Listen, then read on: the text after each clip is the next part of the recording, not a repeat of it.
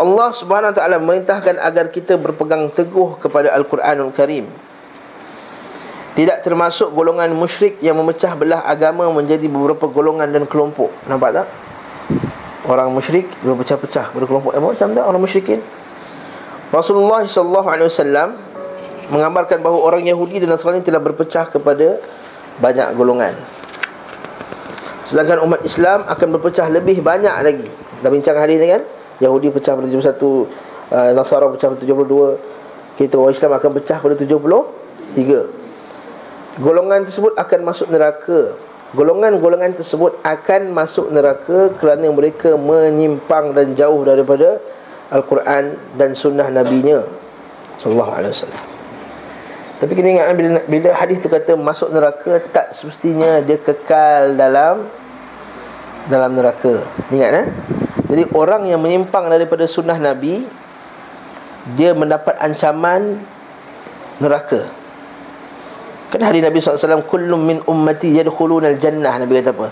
Setiap daripada umatku ini akan masuk syurga, illa man aba, melainkan orang yang enggan. Lalu para sahabat tanya, ya Rasulullah, siapakah yang enggan itu? Nabi kata, man ata'ani dakhala al-jannah wa man asani faqad aba. Siapa yang ikut sunnahku, Nabi kata, maka dia itulah orang yang, siapa yang taat kepada aku, maka itulah orang yang masuk syurga. Siapa yang derhaka kepadaku, maka dialah orang yang enggan masuk syurga tadi. Para sahabat kata, ada kau orang tak nak masuk syurga? Ada. Orang tak ikut sunnah Nabi, masa dia tak masuk syurga lah. Okey, tapi kita kata kat sini, aba, enggan masuk syurga. Tapi kita kena faham juga,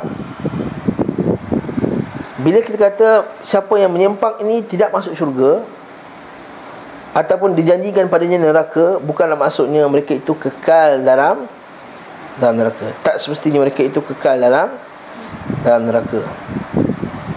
Ada juga yang kekal. Kalau mereka buat perkara-perkara yang boleh membatalkan keislaman ni, dia batal lah, keluarlah. Macam Ayah Pin. Ikut Ayah Pin, dia sembah, dia pergi berhala pun dia pergi, Buddha pun dia pergi disembah. Maka ini kufur, maka keluar daripada Islam. Ada sebagian pula tak kufur, dia berzikir melompat-lompat, menangis-nangis, pusing. Itu je dia buat. Itu tak kufur. Tapi termasuk tak dalam menyalahi sunnah? Yang juga dapat ancaman neraka tak? Dapat ancaman, tapi kekal tak? Wallahu alam. Kalau ikut nasnya, mereka tak kekal. Ustaz macam ustaz tak pegang pintu syurga, kekal tak kekal ni. Bukan isu saya kan? Kita cakap berdasarkan hadis Nabi SAW. Berdasarkan hadis Nabi SAW, kita tahu bahawa Allah Ta'ala, innallaha la yaghfiru an yushraka bihi wa yaghfiru ma duna dzalika liman yasha.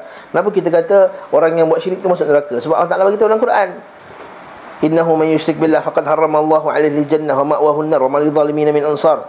Siapa yang syirik dengan Allah Ta'ala, kami haram ke atasnya syurga, neraka adalah tempat kembalinya. Bila kita kata orang syirik dalam neraka, bukannya kita ambil daripada pendapat kita ambil daripada Quran tadi.